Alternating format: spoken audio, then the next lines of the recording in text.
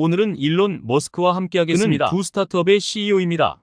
첫 번째는 전기차 기업인 테슬라입니다. 자동차 팬뿐만 아니라 환경운동가들에게도 주목을 받고 있습니다. 로드스터의 경우 제로백이 겨우 4초에 불과합니다.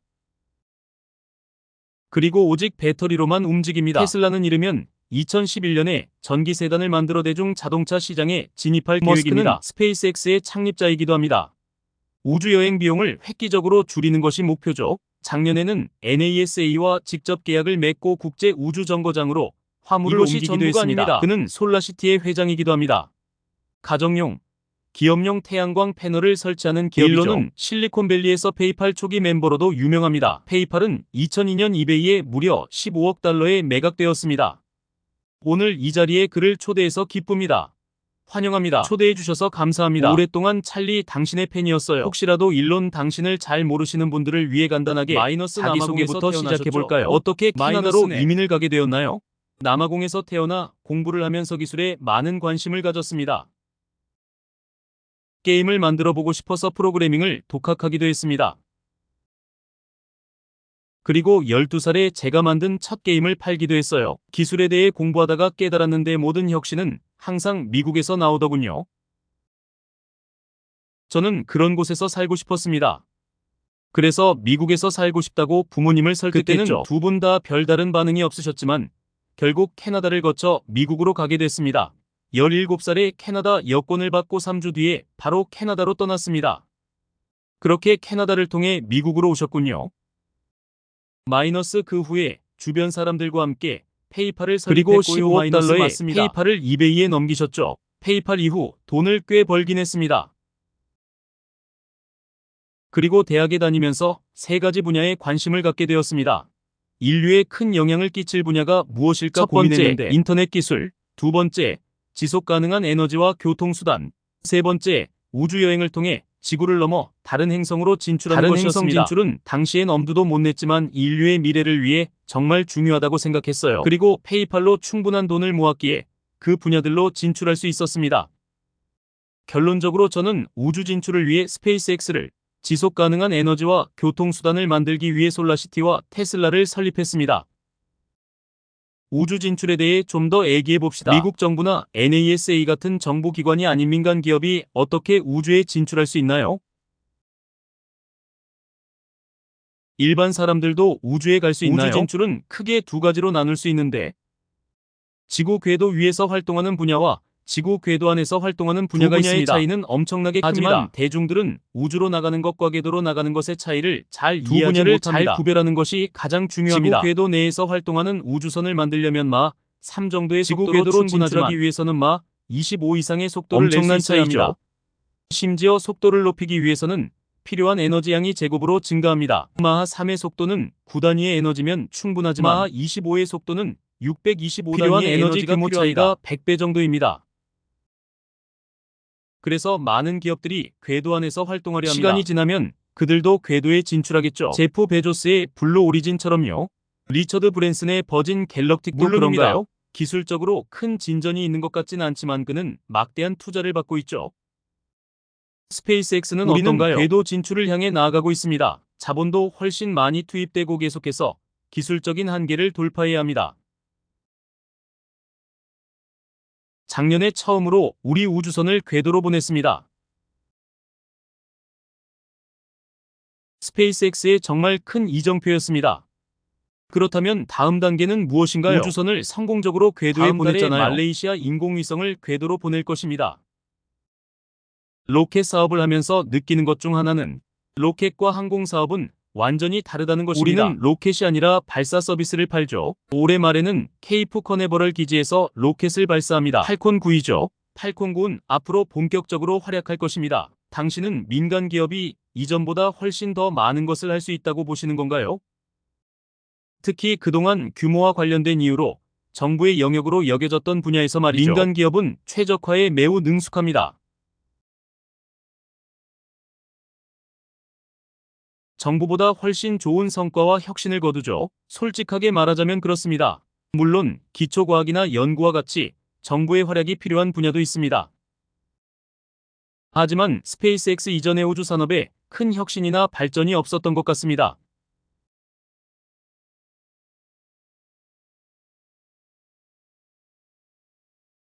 왜냐하면 로켓 사업을 시작하는데 엄청난 비용이 들고 정말 어려운 기술을 필요로 하기 때문입니다. 반면에 전 세계적으로 로켓 전문가는 극소수에 불과하죠. 우주 산업에 대한 장벽은 정말 높습니다. 그렇기 때문에 몇 년 동안 이 산업에 발전이 없었던 것입니다. 하지만 당신은 로켓을 전공한 건 아니지 않나요? 물리학을 전공했습니다. 물리학과 로켓공학은 다르지 않나요? 기본 개념 정도는 이해할 수 있습니다. 물리학을 통해 기본적인 토대를 배웠어요. 물론 따로 공부해야 하긴 했죠. 이제 테슬라 이야기를 해볼까요? 로드스터를 운전했습니다. 이 차에 관심을 가질 사람들이 많을 것 같은데 특히 실리콘밸리의 반응이 최신 궁금합니다. 기술과 성능 등 모든 것이 있는 차니까요. 혹은 최신이라면 무조건 사는 부자들도 관심이 많을 것 같습니다. 지속 가능한 에너지도 중요하고요. 현재 테슬라는 어디까지 발전했나요? 어떻게 전기로 이런 성능을 낼 수 있나요? 테슬라의 제로백은 3.9초입니다. 스포츠카와 다른 모든 차를 통틀어도 로드스터는 독보적입니다. 탑기어 테스트에 따르면 테슬라 로드스터가 포르쉐 GT3을 이겼습니다. 대단하네요. 로드스터 스포츠 버전은 훨씬 빠를 것입니다. 이전에 말씀하신 것처럼 성능 좋은 스포츠카가 테슬라의 목표는 아니잖아요. 실제로는 전기차 세단을 만들고 싶다고 하셨죠. 테슬라의 가장 큰 목표이자 엄청난 돈과 시간을 투자하는 가장 큰 이유는 전기차 혁명을 더 앞당기기 위해서입니다. 경제학에서 공공재 소비는 굉장히 중요한 주제입니다. 연못에서 물고기를 잡을 때 별도의 비용을 받지 않는다면 사람들은 욕심을 부리고 연못은 망가지겠죠. 이산화탄소 때문에 대기와 바다 환경이 오염되고 전쟁 때문에 수많은 사람들이 죽고 가스는 고갈되고 있지만 인간은 바로잡을 수 있는 단 한 가지 방법은 혁신입니다. 그리고 그 혁신이 전기차인 거죠. 전기차의 가장 큰 장점 중 하나는 높은 에너지 효율성입니다. 테슬라 로드스터의 에너지 효율이 스포츠카도 아닌 도요타 프리우스보다 2배 높은 이유는 전기 엔진이 본질적으로 전기를 운동 에너지로 변환하는 데 매우 효율적이기 때문입니다. 로드스터에 들어가는 것과 같은 좋은 전기 엔진은 에너지 효율성이 거의 90%입니다. 반면에 가솔린 엔진은 1718% 정도이며 대부분은 열로 빠져나갑니다. 2.5갤런 정도의 가솔린을 채워 넣어도 반의 반도 안 되는 에너지만 만들어지는 거죠. 전기차와 정말 큰 차이가 납니다. 이 산업이 여기까지 오는데 꽤 오랜 시간이 걸렸지만 이제는 거의 대부분의 자동차 기업들이 미래는 전기차에 있다고 생각합니다. 남은 문제는 미래로 나아가기까지 얼마나 오랜 시간이 걸리느냐입니다. 하지만 배터리의 발전 속도를 보면 알 수 있듯이 아무도 변화를 막을 수 없습니다. 미래는 전기차의 시대가 될 거예요. 테슬라는 전기차의 대중화를 목표로 하는 대회에 처음 출시한 것이 로드스터죠. 사람들의 관심을 끌고 싶어서인가요? 정말 좋은 질문입니다. 많은 사람들이 종종 오해를 하는데요. 부자들만 탈 수 있는 스포츠카를 만들어서 어떻게 에너지 문제를 해결한다는 거지? 원래 새로운 기술은 비쌉니다. 모든 기술이 그렇죠. 엔지니어들이 새로운 기술을 만들 때는 일단 기술의 구현에 최선을 다합니다. 기술 구현에 성공한 후에는 최적화하는 것입니다. 컴퓨터, 핸드폰, 자동차 등 거의 모든 것들이 처음 세상에 나왔을 때도 똑같았습니다. 처음에는 부자들의 장난감과 같았지만 비용이 낮아져 대량 생산이 가능해집니다. 테슬라도 스타트업입니다. 수억 달러를 들여 공장을 지을 수도 없었고 1년에 몇천 대의 자동차를 만들 수도 없었습니다. 차 가격을 낮추려면 생산량을 높여야 하죠. 기술도 아직은 완벽하지 않았습니다. 생산 문제와 새 기술 문제 모두 있었죠. 그래서 일정 규모까지 회사를 키워야 했습니다. 회사를 키우면서 시스템의 버그를 잡아내고 제품을 생산해야 했습니다. 최대한 실수도 없어야 했죠. 그렇다면 두 문제를 어떻게 해결했나요? 어떻게 마케팅 전략을 세우고 더 많은 사람들을 끌어들여서 기술의 발전을 계속해 나갔나요? 다행히 잘 풀렸습니다. 처음 몇 년은 조금 헤매기도 했지만 현재는 안정적으로 제품을 생산하고 있습니다. 1년에 약 1,000대의 로드스터를 목표로 하고 있습니다. 몇 달 전에는 전기차 세단도 발표했습니다. 성능보다는 기능에 더 중점을 맞추었으며 가격도 5만 달러 정도입니다. 절반 가격 정도밖에 안 되죠. 2010년에는 로드스터 생산량이 얼마나 더 증가할까요? 1,000대 정도가 될 거예요. 세단은요? 세단은 2년 뒤에 출시될 것입니다. 2011년 정도가 되겠네요. 세단의 예상 생산량은 얼마나 되나요? 1년에 약 2만 대 정도로 예상됩니다. 물론 정확하게 예상하는 것은 하지만 어렵습니다. 10만 대의 생산량을 갖추는 것이 목표입니다.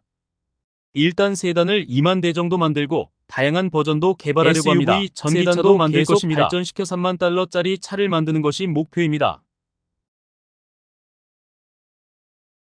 최대한 빨리 대량 생산이 가능하도록 할 것입니다. 테슬라에서 만드는 차뿐만 아니라 우리와 파트너십을 맺은 기업들도 도울 것입니다. 최근에 다임러와도 협력하기로 했습니다. 성공 확률은 어느 정도라고 생각하나요? 제가 생각하는 테슬라의 성공은 전기차 혁명을 최소 5년 앞당기는 것입니다. 전기차 혁명을 앞당기는 것이 테슬라의 목표인가요? 아니면 훌륭한 전기차 회사가 되는 것이 목표인가요? 생각합니다. 하나를 잘한다면 나머지 하나는 따라올 것입니다. 그렇다면 굳이 왜 테슬라를 설립했나요? 기존의 자동차 기업과 협력하면 되지 않나요? 파괴적인 혁신을 하기 위해서죠. 어떤 기술을 획기적으로 발전시키기 위해서는 아예 새로운 기업이 나와야 합니다. 레리와 세르게이에게 같은 질문을 하면 어떨까요? 인터넷 기업도 많은데 왜 구글을 만들었나요? 여전히 일론 당신에 대한 비판이 이어지고 있습니다. 당신이 투자자들에게 돈만 많이 받으면서 정작 목표는 이루지 못했다고 말이죠. 우리의 목표에 도달하기까지는 오랜 시간이 걸릴 수밖에 없습니다. 목표에 계속 가까워지고 있습니다. 투자를 받았을 당시엔 어떤 목표가 있었나요? 당시엔 많이 부족했고 실수도 많았습니다. 또한 우리가 예상치 못한 외부 1억 달러 투자 라운드를 준비하고 있을 때가 작년 여름쯤이었던 것 같습니다. 그 뒤에 바로 허리케인이 연달아 발생했습니다. 예상치 못한 경제적 상황이었습니다. 그런 변수 때문에 계획을 일부 변경해야 했는데 많은 직원들을 떠나보내고 투자자들에게 더 많은 돈을 받아야 했습니다. 개인적으로도 많은 돈을 투자했고요. 회사에 정말로 돈이 없어 고생존이 달린 어려운 시기였습니다. 하지만 현재는 괜찮습니다. 3분기에는 이익을 낼 것으로 예상됩니다. 마이너스 로드스터의 성공 덕분인가요? 그 외에도 다임러 같은 자동차 기업의 파워트레인을 공급합니다. 다임러의 스마트를 전기차로 바꾸는 원래부터 전기차로 설계되었어요. 배터리만 해결되면 가능한 문제였죠. 1년 반 전에 다임러와 만나서 협력하기로 했습니다. 물론 다른 기업과의 협업도 열려 있었습니다. 어떻게 된 것인가요? 작은 자동차 스타트업이 우리와 협업을 한다고 이와 같은 태도였죠. 그런 기업들은 어떻게 설득하나요? 우리 차를 한번 타보고 기술을 보라고 합니다. 그럼에도 대부분은 시큰둥했습니다. 하지만 다임러는 다른 기업들과 달랐습니다. 한 번은 다임러의 R&D 리더인 웨버를 만나러 인도로 가서 대화를 나눈 적이 있는데요. 오히려 제게 무엇을 도울 수 있는지 물었습니다. 더 많은 전기차를 출시하고 싶지만 충분한 자본과 자원이 없어서 문제를 겪고 있다고 말했습니다. 그래서 저는 전기로 움직이는 스마트를 제안했습니다. 스마트는 원래부터 전기차로 설계되었기 때문이죠. 그 후 얼마나 오래 협업할 것인지 물었습니다. 프로토타입만 가져온다면 협업을 오래 지속하겠다고 했습니다. 그래서 우리는 정말 열심히 노력했습니다. 테슬라의 파워트레인 팀이 대단했죠. 40일 뒤 그들이 테슬라에 방문했을 때 우리는 스마트 전기차를 선보였습니다. 정말 좋아했죠. 그 후에는 어떻게 되었나요? 협력해 나가자고 하더군요. 그 후에 테슬라와 다임러는 R&D 계약을 맺었습니다. 결국 스마트 전기차 1,000대를 공급하고 만약 제품에 만족한다면 더 많은 차를 주문하기로 했습니다. 더 많은 사람들이 전기차를 접하게 된 거죠. 그렇다면 로드스터는 어떤 사람이 살까요? 차의 성능과 퍼포먼스를 좋아하는 사람들. 포르쉐나 람보르기니 오너들이 구매할 것 같습니다. 로드스터가 실제로 람보르기니보다 빠르잖아요. 그 어떤 차보다도 빠를 것입니다. 물론 몇백만 달러 슈퍼카들은 이기기 힘들겠죠. 페라리 엔조 같은 슈퍼카 말이죠. 하지만 웬만한 스포츠카보다는 빠를 것입니다. 그리고 운전하기도 쉬워요. 아주 높은 성능과 편리함을 동시에 원한다면 로드스터가 유일한 나올 세단도 많은 분들이 좋아할 거예요. 관리나 운영 비용도 훨씬 저렴할 것입니다. 본인이 많은 논란을 가지고 있다는 걸 아나요? 저는 논란을 만들고 싶지 않아요. 하지만 논란이 저를 따라다녀요. 큰 목표에는 언제나 비판이 따라옵니다. 소프트웨어 개발자로서 큰 성공을 거두고 그 누구도 해내지 못한 목표를 이루려고 하죠.